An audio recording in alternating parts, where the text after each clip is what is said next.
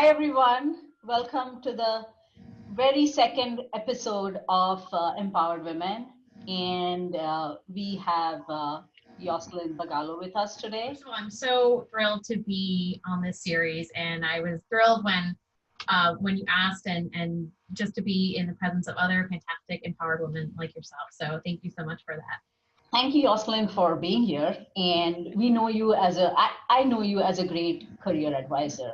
Yoselin is amazing. She is one of the strongest proponents of diversity. She is currently director of admissions for MBA at NYU, so she's someone you should know. She has worked with many universities like NYU, Brandeis. She has also worked with consulting firm like Ernst and Young. You know what that means? That means that she not only has helped career development side of employment seekers, but she has also worked from the side of employers. So she knows both the sides well, and additionally, she has also been an entrepreneur. So I feel really lucky that we have someone like Yoselin to give us well-rounded perspective on the topic that we are going to talk about today, which is value of women's career. So why don't we just flip the tables on you today and ask you, what is the best career decision that you have ever made and why? On the topic of career advice, I think there's so much advice that I've gotten throughout my career. And there's one in particular that stood out to me when I was very new. I had gone to a panel of, I think, 4 or 5 women who were in finance and were at the top of their game. And one of them said something in that if you're planning to have a partner, choosing that partner is one of the most important career decisions that you can make. At that time, I was single, I didn't have a family, and I kind of, sort of scrunched up my face and said, I'm not entirely sure why that's my biggest career decision. Fast forward now a number of years where I'm further along in my career. I have 2 children. I also have a spouse, and I understand that more completely. I really think that in order for anyone to really have a great career, you need to have a support system. And frankly, for women, if you are planning on having a family, that does come down to who you sort of choose to be in the trenches with. And I would say, not just if you're going to have a family, but certainly if you're going to sort of partner with someone for the long term, you want someone that's to this effect that's going to be in the trenches with you, because there will be times when you've got multiple demands on your career, but also multiple demands on your personal life. And unfortunately, I don't think that the working world necessarily knows how to incorporate those two in the same way that, say, men sort of have this blurred line between their work life and their home life. You don't really hear them talking about this balance. It's really a very gender term of this work-life balance, because we are the ones that are balancing that life at home, right? So when I was married and in my early career, making sure that my partner also understood the value of pitching in when I needed it. I've had to put a lot of boundaries in place to make that happen. And that has really allowed my career to take off, because I can raise my hand for those really intensive projects. I sort of feel like I have the bandwidth to take more on in my career. And so I reflect on that statement a lot, that many of your career choices are really going to be defined by your partner in that capacity.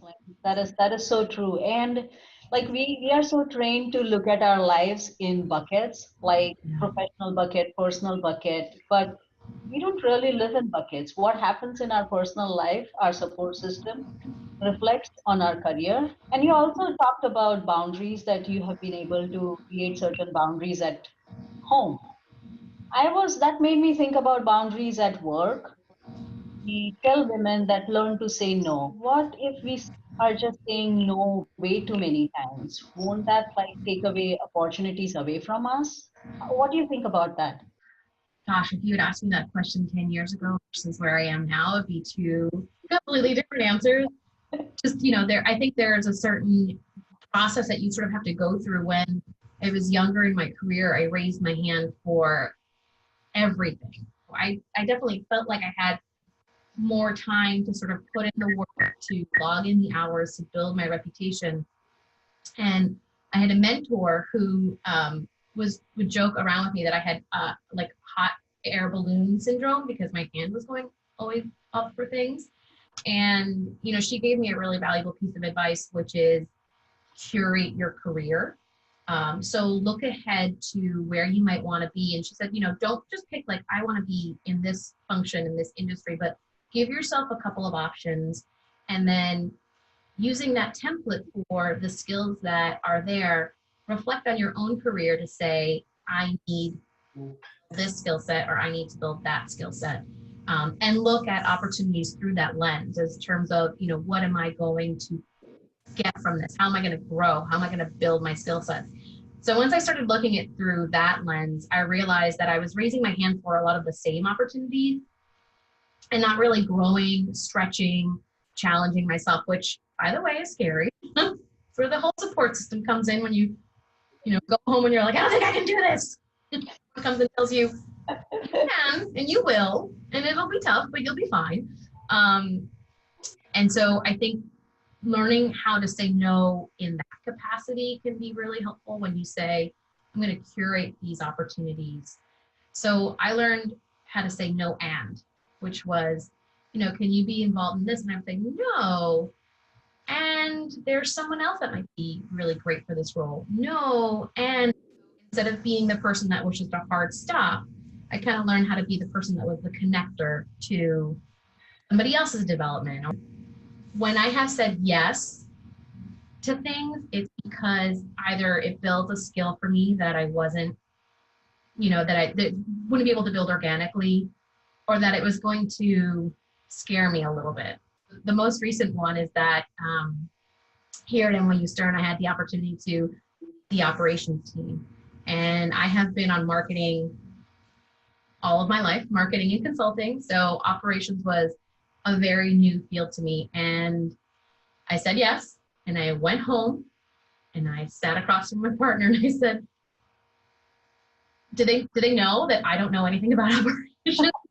Are they aware that, and my husband's like, yeah, I think so. They've kind of been working with you for a while, so they understand.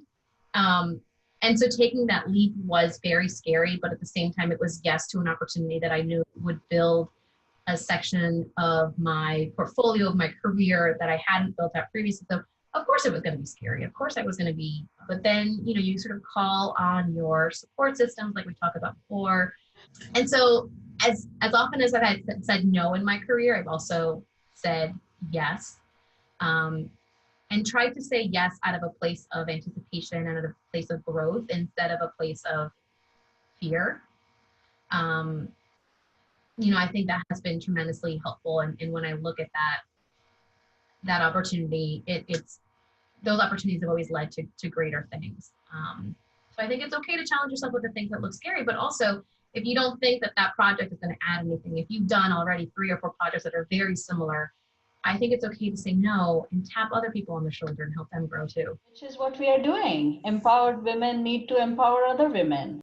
Absolutely. And we know from research that in a job qualification with 10 particular requirements, men apply when they've hit 3 of those requirements, women apply when they've hit 7.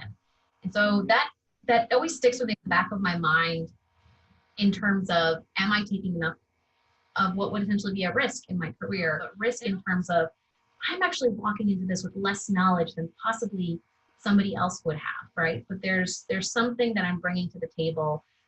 There's learning curves that happen. So I tend to kind of take that mindset of saying, I just need to surround myself with people who know what they're doing. That I think it's a quote, but I might be wrong, that you just have to surround yourself with the smartest people that you possibly can, and build your strength from there. Yeah. If you are the smartest person in the room, you're in the wrong room. I love that. Yeah, that's absolutely right. I want to ask you one more thing that, I always wonder about. We know that, women's career is as valuable as men. but usually women's career gets the second priority. Like, can you put into perspective like how big that problem is and what could be its impact? Yeah, so I think I really saw this process happen when I had just had my first daughter. And for me, I had chosen to go back to work and noticed again that, you sort of come out of maternity where you are the one that's taking care of a child 24/7. And unless you have some tough conversations and put in some boundaries, you end up also doing the bulk of the child care and the house care when you go back to work. It's that, commonly referred to as a second shift. And that was a lot of the conversation of my career being just as valuable as his, despite the fact that we might have a financial differential. But the things that I do in my career are really valuable for me and who I am as a person. And frankly, they make me a better mother and they make me a better partner. And so creating that value for me was incredibly important to say, I need you to pitch in with me on these things because I value your career intrinsically, right? We're sort of taught that men's careers have intrinsic value even if they're not, bringing in six figures, seven figures, their career still has value and we have to create the working world around them. And so internally in our house, it was a lot of movement to say, we're going to try to break some of these patterns and make sure that both of our careers come first. The flip side of that is that my husband, I wouldn't want to speak for him, but I think from what I've seen, he is now more engaged with the kids because he's also frankly had to take some of that on, right? And he didn't have that opening before because that wasn't the way that our partnership was set up.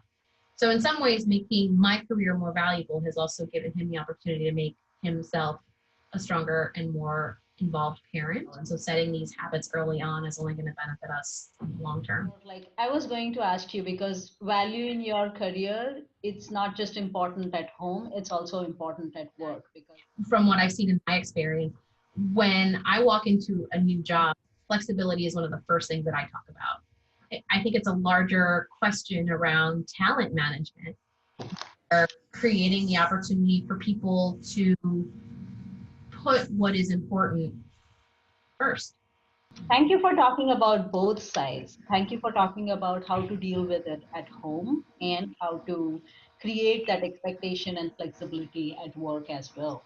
And like you said, there are few lucky ones who have organizations that they work with who have already understood that and give that flexibility.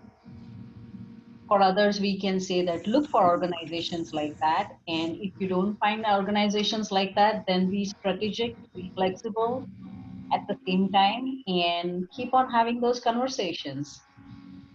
So I wanted to, this is my last question to you, and then I'll let you go, which is what was the biggest obstacle in your process when you were trying to make others value your career at home and at work? I think the first thing was that I had to realize that I could let things go. I had to realize that I didn't have to be super mom. That was that was huge. You can't. I couldn't ask for to get the things done that needed to get done until I told myself that I didn't need to do them. And so when I was able to say it doesn't need to be me, and I'm going to be okay if it's not me, then I was able to say, okay, where can I find a place for these things? Um, and so that was internally, that was a huge obstacle. And I think the other obstacle, again, that I experienced was asking for what I needed point blank. And 9 times out of 10, when I asked for it, I got it. So asking for what you need, the huge different game for you, right? To be able to say, like, I want to give you the best part of me that I can get you. Here are the things that I need from you. And so I have the conversation with my team. I have that conversation with them too. Again, it's like this whole conversation is about boundaries, right? Like, here are the things that I need to be successful. What do you need to be successful? I think the bottom line of everything that you are saying and what I have heard, first of all, I adore you and respect you. Like, 10 times more than what I did half an hour back, because I know so many things about how you think and how you do things, and I absolutely respect you for that. And I learned a lot. So, what I'm hearing is don't let fear drive your decisions. Don't let societal pressure tell you what is the right way of doing. And most importantly, learn to let go. Yeah. And obviously, the things that we hear about most of the time, which still stand, which is talk about it. Like, have conversation. If you think you don't want to do things in certain way, ask for help. Tell people that you can't do it. And like you said, 9 out of 10 times, people will help you. Mhm. Absolutely. Yeah, Absolutely. And believe that you are worth the conversation. Believe that you are worth getting what you need. Um, any yeah, manager worth their weight is going to make sure that you have what you need to be successful. like Yeah. if we don't believe in our story, no one else is going to. Might as well just make their jobs easier and ask for it. Thank you so much, Yoselin. I am so thankful for your time, and I'm sure everyone who will listen to this will be. And uh, for everyone else, if you have any more questions for Yoselin, feel free to put those in comments, or if you would like to ask some questions offline, let me know. Yeah, I can connect you with Yoselin if she wants to talk to you. If she's a busy woman, but loves helping. She's a busy woman who loves helping people. So, so thank you, Yoselin. I hope to have you back soon, because this conversation gave like have so many other questions, raised so many other questions in my head, and I would love to ask you those questions, but we can't talk for 3 hours at a straight stretch. So let's chop it in smaller pieces, and I'll talk to you, say, soon in next 1 or 2 months. That sounds lovely. I look forward to it.